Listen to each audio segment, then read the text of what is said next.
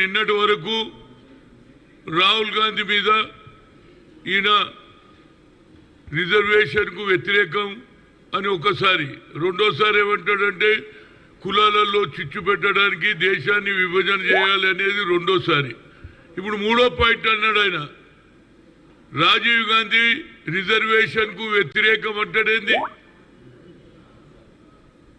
అదే రాజీవ్ గాంధీ నేను PCC president అయినప్పుడు ఎగ్జిక్యూటివ్ అడిగిన how I can follow the executive అని ఆయన అడిగిండు.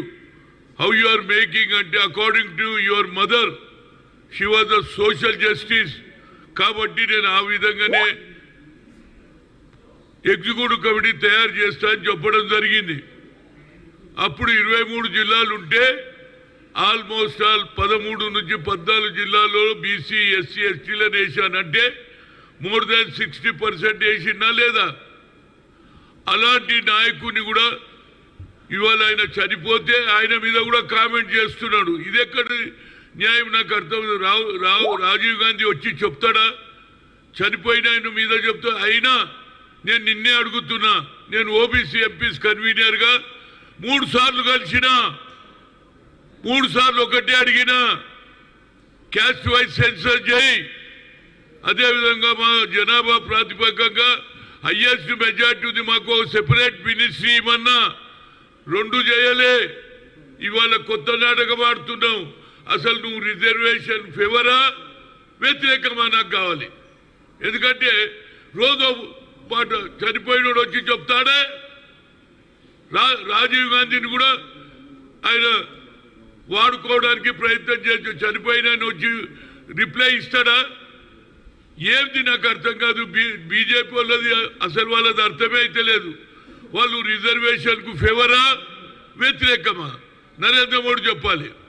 రాహుల్ గాంధీ ఏమంటున్నాడు, కింది స్థాయిలో మెజార్టీ పాపులేషన్ ఉన్నటువంటి 90%కు అన్యాయం జరుగుతుంది, 10% ఉన్న వాళ్ళు ఎంజాయ్ చేస్తున్నారు కాబట్టి కులగన జరగాలి. ఇది ఎక్స్రే.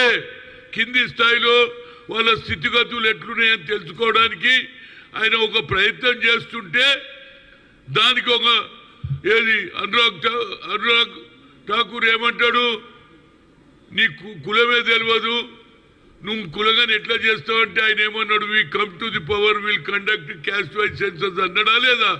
పార్లమెంట్లో బిల్లు పెడతారా లేదా? అది కమిట్మెంట్ మాది. ఇందిరాగాంధీ భూ సంస్కరణ అమలు చేసింది, దున్నేవాడికే భూమి ఇచ్చింది, బ్యాంకు నేషనలైజ్ చేసిన ఆ కుటుంబాన్ని పట్టుకొని ఇవాళ వాళ్ళకి ఏం దోస్తలేదు. ఎంతసేపటికి ఈ రిజర్వేషన్లనే మాట్లాడుతున్నాడు.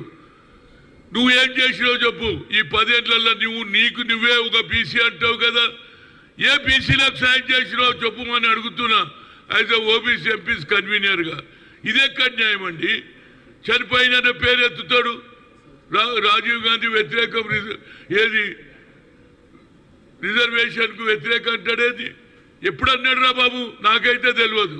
నేను పీసీసీ ఉన్నప్పుడు ఆయననే అన్నాడు సోషల్ జస్టిస్ చేయమన్నాడు. పోంగానే తయారు చేస్తే 5 నిమిషాలలో సంతకం చేసిండు.